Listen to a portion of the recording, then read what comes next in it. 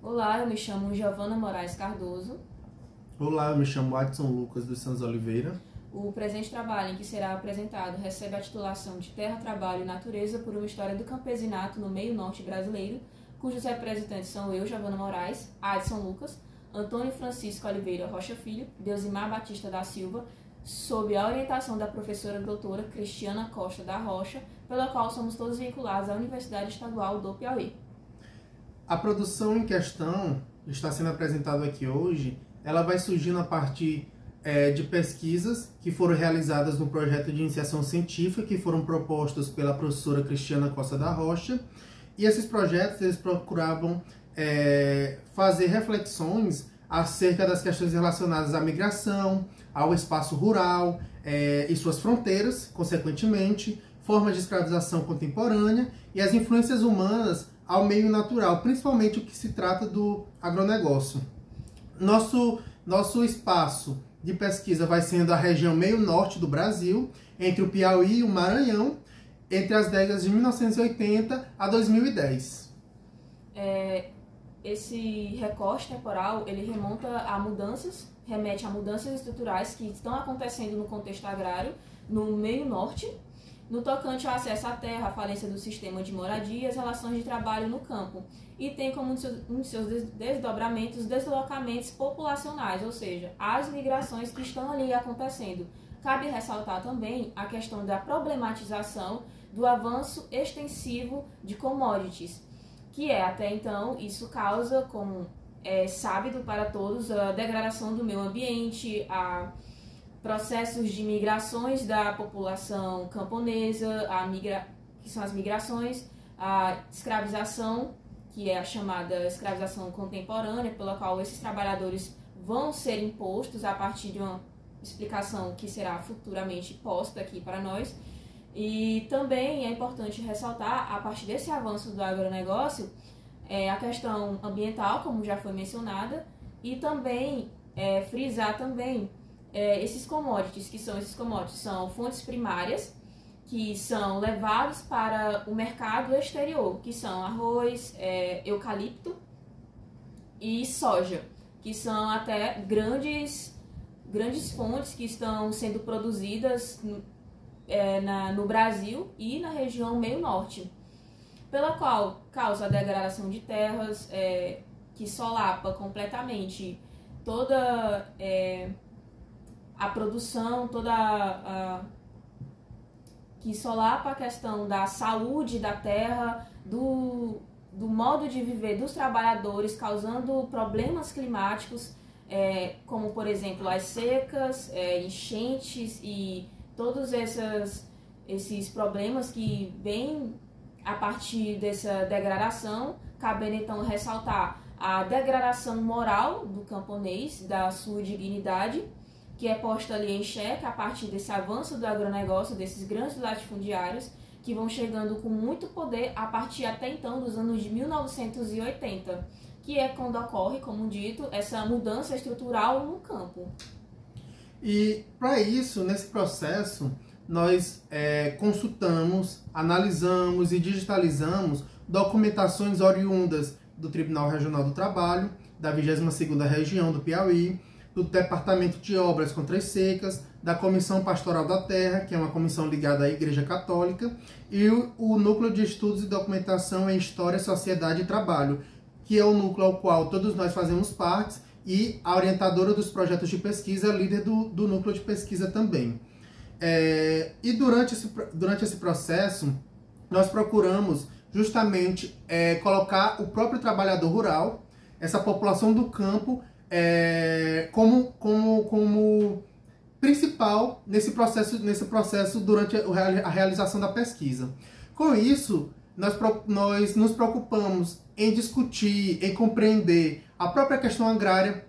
Com isso, nesse processo, compreendemos que essa população do campo ela já vinha de um processo de sucateamento, de vulnerabilidade social, e quando o capitalismo agrário adentra o campo brasileiro, e esse processo ele continua a acontecer a cada dia mais, uma série de contradições e conflitos agrários vão surgindo no meio rural, como, por exemplo, a expulsão da população rural das suas terras, também a escravização de pessoas, o assassinato, não só de trabalhadores, mas também de agentes pastorais, de pessoas ligadas aos sindicatos de trabalhadores, todos aqueles que estão do lado justamente dessa população que é historicamente invisibilizada, principalmente também pelos órgãos de poder, como o governo federal e governo estadual.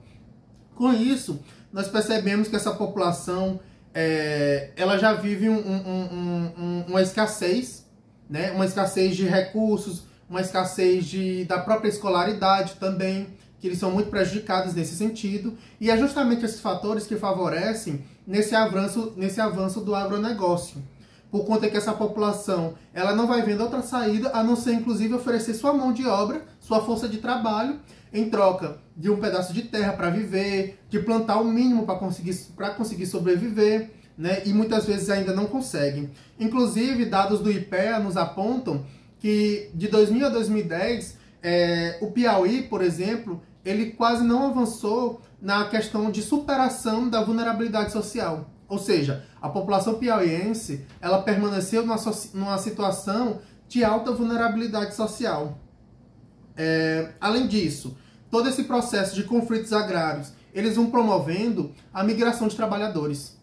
Esses trabalhadores, não vendo mais saída no próprio território, no território em que vivem com suas famílias, eles só veem na migração como uma alternativa de conseguirem sobreviver, tanto eles como a própria família. Então, muitos desses trabalhadores acabam adentrando essa realidade da migração. Alguns outros, eles são aliciados.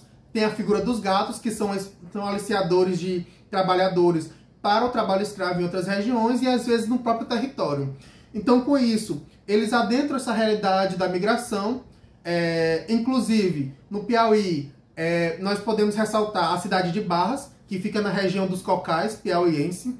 E Barras ela vai sendo uma espécie de aglutinador de trabalhadores que vão migrar para outra região, principalmente para a Amazônia, que até hoje ela tem esse imaginário de que seja o Eldorado, o espaço onde que esses trabalhadores eles vão conseguir de fato mudar de vida.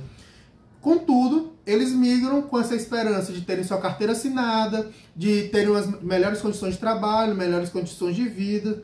No entanto, quando eles chegam nesses espaços, o que espera eles, na verdade, é a escravização e a servidão. Muitas vezes servidão por dívida e outras vezes por cerceamento de liberdade. Tanto é que o Observatório de Erradicação do Trabalho Escravo, ele nos traz uns dados, né, que mais de 1.000 pessoas elas entraram nos fluxos migratórios entre os anos de 2000 a 2010. Né? Esse observatório, inclusive, que ele é alimentado por dados do Ministério Público do Trabalho e também da Organização Internacional do Trabalho. Então, esses trabalhadores, eles adentram essa realidade dessa migração e são submetidos à condição escravista. Com isso, não conseguem mudar de vida, muitos outros não conseguem nem se libertar, porque ficam sempre com essa dívida que nunca acaba, e muitos outros, inclusive, chegam a ser assassinados. Além disso, há a escravização no próprio território. Nós temos os casos, por exemplo, que nós conseguimos, a partir dos levantamentos de processos trabalhistas no Tribunal Regional do Trabalho, o caso da empresa Convap, da empresa Jecosa, que submetia seus trabalhadores a condições degradantes de trabalho.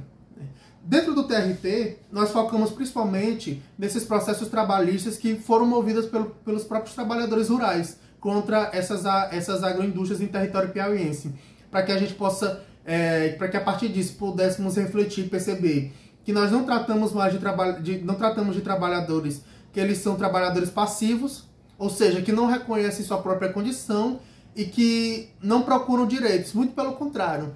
Atualmente, a Justiça do Trabalho e a lei, elas têm sido muito recorridas por esses trabalhadores para tentarem conseguir o mínimo de direitos possíveis.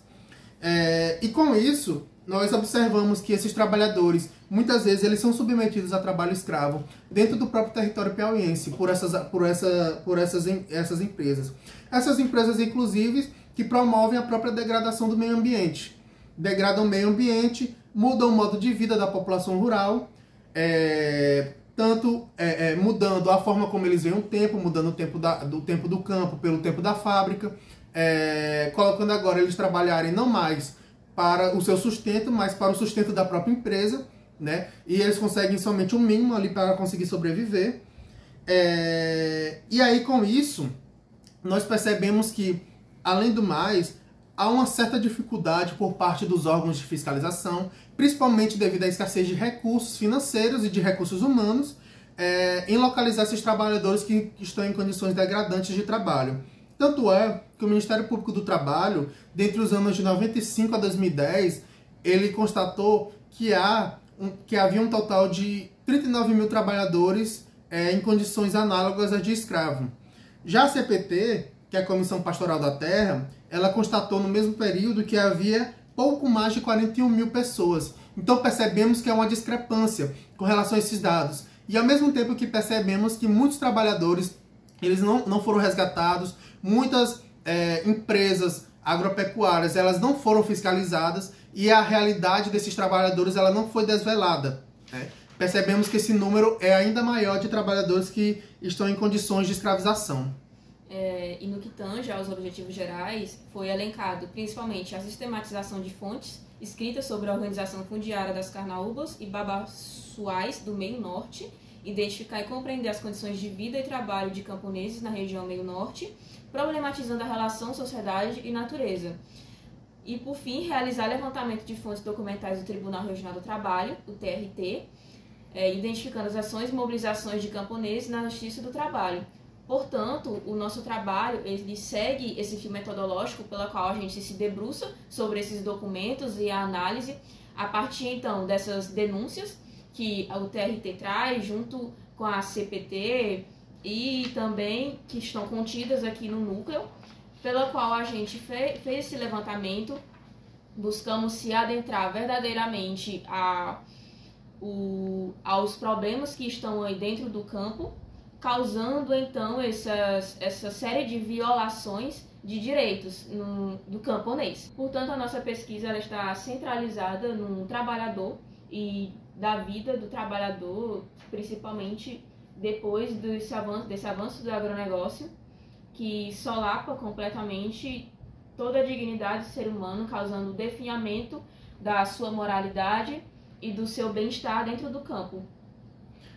E percebemos que, inclusive, esses trabalhadores, a partir de agora, eles começam a buscar outros mecanismos, inclusive de resistência, de superação das dificuldades que eles vão enfrentando no meio rural brasileiro e principalmente piauiense, devido a essa série de contradições que são impostas pelo capitalismo.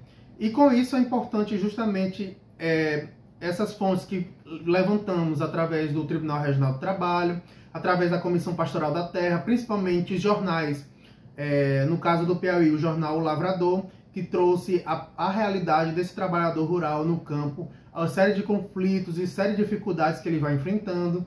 Também o próprio NEST, que está com uma série de documentações, como dossiês, como revistas, jornais também, que vão desvelando a realidade desse trabalhador do campo, e também o próprio Departamento de Obras Contra Secas.